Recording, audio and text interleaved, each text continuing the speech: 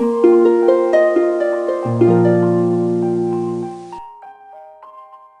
भाषाओं के इस मिलाप को बरकरार रखना है और इनकी आपसी दुश्मनी को, इनके आपसी जो बातचीत है उसको ठीक ठाक से एक सही राह पर जाना। और ये 8 भाषाएं वो हैं जो सब की सब हिंदुस्तान में बोली जाती हैं। ये वो भाषाएं हैं जिनसे मेरा कोई ताल्लुक नहीं है, मेरा कोई संबंध नहीं है। मुझे गुजराती नहीं आती, मुझे मराठी नहीं आती, मुझे तमिल तेलुगु नहीं आती और ना ही मुझे सिंधी आती है। लेकिन ये सारी भाषाएं मेरी हैं क्योंकि मैं हिंदुस्तानी हूँ। ये भाषा मेरी है।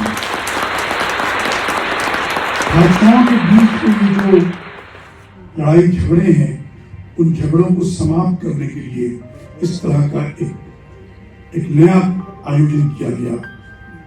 और अगले साल 31 जुलाई मुंशी प्रेमचंद जी की बर्थ एनिवर्सरी है।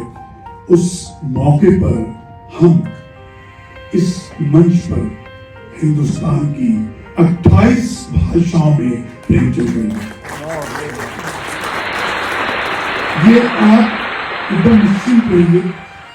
हमने पिछली बार 5 नाटक किए अलग भाषाओं में, इस बार 8 किए और अगला हमारा टारगेट 28 का है। हमने Guinness book of world record पर लिखा है, हमने वर्ल्ड वाइड रिकॉर्ड पर लिखा है। ऐसा दुनिया में कभी नहीं हुआ है कि एक राइटर की कहानियों को एक साथ एक नाटक द्वारा एक डायरेक्टर के साथ एक सेट पर एक ऑडियंस के साथ मंच पर मंचित किया जाए। ये ऐसा वर्ल्ड में कभी नहीं हुआ।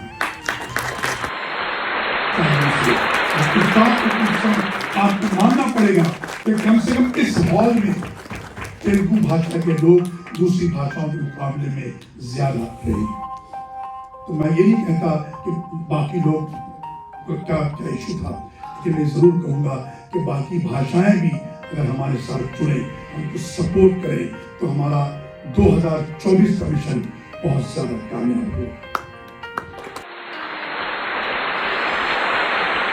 इसका मकसद ये भी है कि कहीं भाषाओं को मिलाया जाए और भाषाओं पे काम करने वालों को मिलाया जाए।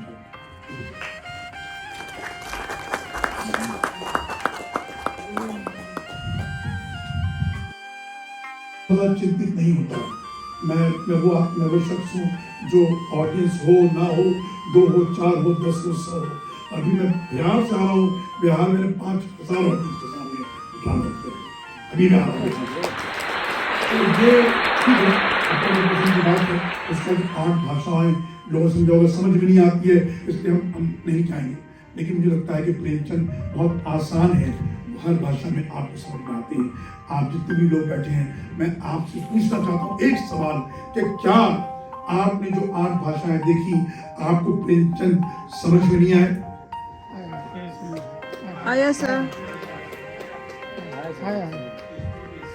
Yes, stories. मतलब मैं यही बात कर रहा हूँ, प्रेमचंद सरल है। तो आपने प्रेमचंद को देखा, आपने तमिल में देखा, तेलुगु में देखा, सिंधी में देखा, आपने मुख्तलिफ भाषाओं में देखा। ये भाषाएं आपकी नहीं थी, लेकिन आपने देखा और आपने समझा। तो मैं इसके लिए आप सबका धन्यवाद कहता हूँ। आपको कहानियाँ लिखी है और मेरी कहानियाँ हिंदी, इंग्लिश, मराठी, गुजराती और उड़िया में ट्रांसलेट होकर बुक्स के रूप में, तो बुक्स में लाया भी हूँ। वैसे 6 लैंग्वेज में टोटल मेरे हैं, तेलुगु के साथ 6 लैंग्वेज में मेरे बुक्स अवेलेबल हैं। 3 बुक तो अमेज़न में अवेलेबल हैं, गुजराती, इंग्लिश और तेलुगु। और इसके अलावा बाकी भी kinige.com करके तेलुगु एक वेबसाइट है, और kinige.com में मेरे बाकी के तेलुगु बुक्स अवेलेबल हैं। मैं 73 इयर्स का हूँ और बॉम्बे में पैदा होके बॉम्बे में बड़ा हुआ हूँ। मैंने last 73 years I have been staying in Mumbai. Still, I am writing in Telugu. because that is my mother tongue.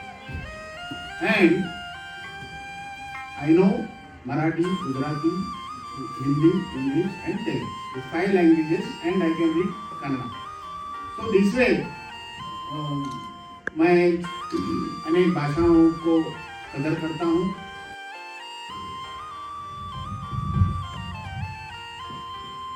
भाई मुजीब साहब का मैं शुक्रगुजार हूँ कि उन्होंने आपके दरमियान आने के लिए मौका दिया.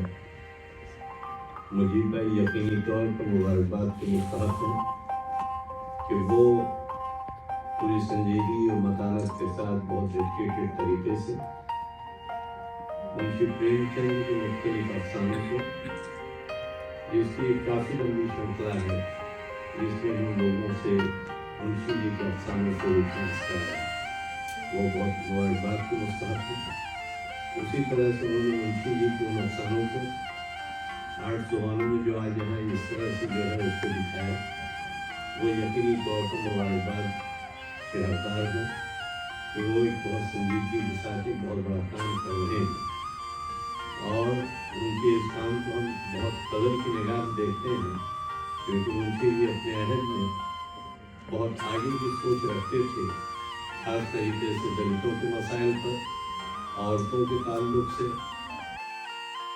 इस बात मेरे नज़दीक ये कि कल की तारीख का हिस्सा है इंशाअल्लाह, और हम सब आपकी इन काविशों को, आपकी इन कोशिशों को बड़ी इज्जत और कदर की निगाह से देखते हैं और आपके इस एहसास को जिसके तहत आप ये सारे प्रोग्राम और आप अपने फोरम को आइडिया भी जिस तरह चला रहे हैं, आप मुबारकबाद के मुस्तहक हैं. हम आपके इन तमाम काविशों को सलाम करते हैं कि ये बहुत बढ़िया काम है. इतना बढ़िया काम और कोई नहीं कर सकता है. हाँ सच. और यही नहीं तो मैं इनको मिलने के लिए वो जिधर से लाइट और साउंड कंट्रोल कर रहे वो कंट्रोल रूम में गया, तो वो भी वहाँ इतनी एकाग्रता से काम कर रहे थे कि मुझे लगा कि नेशनल स्कूल ड्रामा में जैसे बैक स्टेज से डायरेक्शन तक सब सिखा जाता है, वैसी उन्होंने सब जगह कमांड प्रस्थापित किए. ये सब लोगों के जैसे प्रेमचंद के भी किए हैं, तो मुझे बहुत इतना मीन्स ये लगा कि ये इतना बड़ा मौका मुझे आपने दिया. बहुत शुक्रिया.